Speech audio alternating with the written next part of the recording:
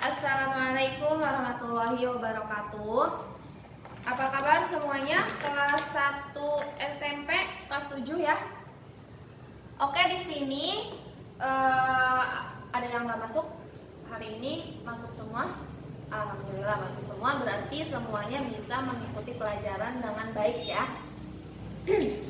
Oke, sebelum mulai belajar, coba udah kenal belum sama kakak? Oh belum. Oh iya belum. Berarti perkenalan dulu. Nama kakak Syifa Sofia Nufus, kakak dari mahasiswi Universitas Pamulang, semester 2. Sekarang kakak semester 2 dan di sini kakak lagi praktek mengajar pelajaran IPS. Jadi nanti kita akan belajar mengenai pelajaran IPS ya. Nah, sebelum kita masuk ke pelajaran, kita sama-sama berdoa dulu ya. Yuk, berdoa dimulai.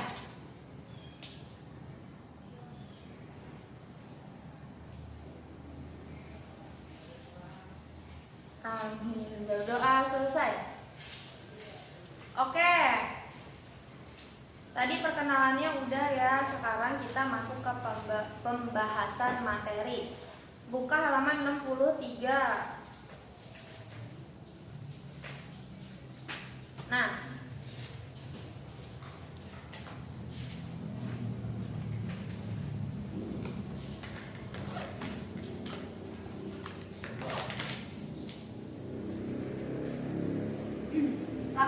kakak di sini akan membahas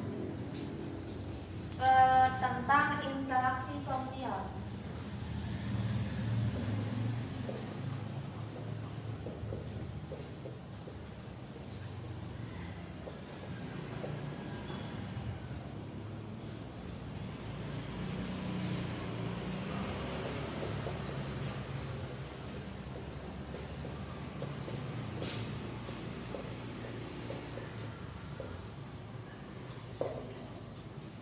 Apa sih interaksi sosial dan lembaga sosial? Apakah ada yang tahu? Oh, belum ada yang tahu ternyata ya. Nah, pengertian interaksi sosial adalah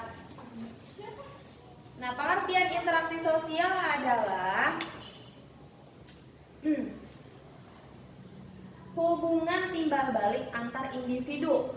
Hubungan timbal balik antar individu berarti di situ ada dua individu atau lebih, tidak bisa hanya sendiri. Makanya manusia disebut dengan makhluk sosial gitu. Nah, di situ pengertian itulah pengertian interaksi sosial. Sekarang syarat-syarat terjadinya interaksi sosial itu ada berapa sih, Kak? Oke, syarat-syarat terjadinya interaksi sosial itu ada dua. Ada dua ya. Syarat-syaratnya ada dua. Yang pertama yaitu kontak sosial. Dan yang kedua yaitu komunikasi. Nah, jika ada keduanya ini, barulah kita bisa melakukan kegiatan interaksi sosial. Barulah kegiatan itu bisa diartikan interaksi sosial. Nah, syarat yang pertama kontak sosial. Apa sih, Kak, kontak sosial itu? Nah, kontak sosial berasal dari bahasa Latin. Nah, coba tuh lihat di buku paketnya, halaman 64.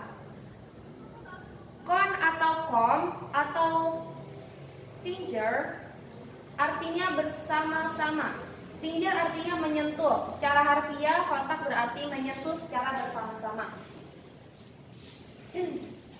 Tapi sebenarnya kontak sosial itu tidak harus menyentuh, tidak harus saling menyentuh. Dengan tatap muka pun bisa kita artikan sebagai kontak sosial.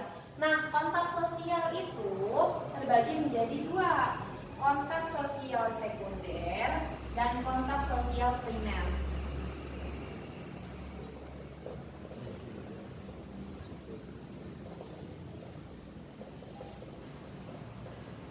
Kontak sosial primer adalah kontak sosial yang dilakukan dengan mengadakan hubungan langsung. Contohnya berjabat tangan. Contohnya kita bertemu langsung antara guru dan murid, bersenyum, bertatap muka, dan berbicara mengenai berbagai hal. Itu namanya kontak sosial primer, bertemu langsung. Nah, kontak sosial sekunder terbagi lagi menjadi dua. Sekunder secara langsung dan sekunder tidak langsung.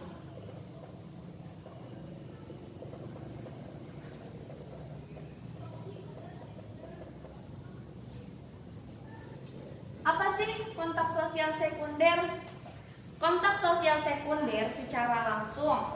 Kontak sosial sekunder nih, pertama ini yang dibahas adalah kontak sosial yang dilakukan melalui perantara atau penghubung.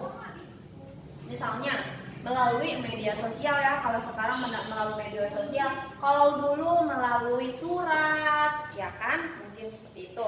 Nah, kontak sosial sekunder langsung yaitu kontak yang dilakukan dengan bantuan alat tertentu seperti telepon, televisi, atau surat seperti yang tadi kakak bilang. Nah, kalau kontak sosial sekunder tidak langsung yaitu kontak yang dilakukan dengan bantuan pihak lain atau orang ketiga. Misalnya nih kamu nitipin surat ke dia gitu untuk dikasih ke guru gitu. Ya seperti itu. Karena misalnya kamu nggak masuk sekolah, kamu nitipin surat melalui dia ke guru, surat izin sakit, surat izin tidak sekolah gitu. Itu namanya kontak sosial sekunder tidak langsung. Nah, jadi kesimpulan dari syarat-syarat interaksi sosial yaitu kontak sosial dan komunikasi merupakan awal terjadinya interaksi sosial. Gitu. Interaksi sosial tidak mungkin terjadi apabila tidak ada kontak sosial dan tidak ada komunikasi antara dua individu atau lebih, gitu ya. Nah, melalui kontak sosial dan komunikasi, seseorang akan memberikan tafsiran atau akan memberikan penjelasan-penjelasan pada perilaku orang lain dan perasaan-perasaan yang ingin disampaikan kepada orang lain. Ya, seperti itu. Kontak sosial dan komunikasi sama-sama memiliki tujuan. Tujuannya untuk menciptakan kerjasama dan kesamaan tujuan yang dimaksud oleh kedua belah pihak yang melakukan interaksi sosial. Jadi, misalnya ada Santi dan Nisa. Santi bilang, Nisa kita beli jajan yuk ke kantin. Tapi Nisa menolak karena Nisa tidak punya uang. Untuk menafsirkan perasaan penolakan, maka Nisa pun menjawab, maaf San, aku lupa bawa uang saku, aku ke perpustakaan saja. Nah, itu adalah contoh interaksi sosial di mana si Nisa ini menjelaskan penolakan kepada Santi untuk tidak bisa ikut jajan bersama. Itu contohnya interaksi sosial. Nah, sekarang ada yang bertanya, ada yang ingin bertanya, ayo silahkan yang ingin bertanya. Ya, jika tidak ada yang ingin bertanya, maka kakak akan memberikan dua tugas. Tugas yang pertama yaitu tugas individu atau tugas masing-masing. Nah, tugas yang kedua yaitu tugas kelompok. Tugasnya apa, Kak? Tugas individunya yaitu kamu cari 3 contoh tentang interaksi sosial. Contoh yang pertama, contoh di rumah. Contoh yang kedua, contoh di sekolah. Contoh ketiga, contoh di pasar. Oke? Nah, kalau untuk tugas kelompok, kamu bikin adegan di mana interaksi sosial itu terjadi. Nanti kamu uraikan dan jelaskan interaksi sosial apa yang dipraktekkan. Kamu praktekkan ke depan nanti secara kelompok, tuh ya. Itu tugas untuk minggu depan semuanya, tugas individu dan tugas kelompok. Jadi dikerjakan di rumah. Oke, sampai sini saja. Sampai bertemu di pelajaran selanjutnya. Terima kasih. Dan sekian dari kakak. Maaf atas banyak kesalahannya. Wassalamualaikum warahmatullahi wabarakatuh. Waalaikumsalam.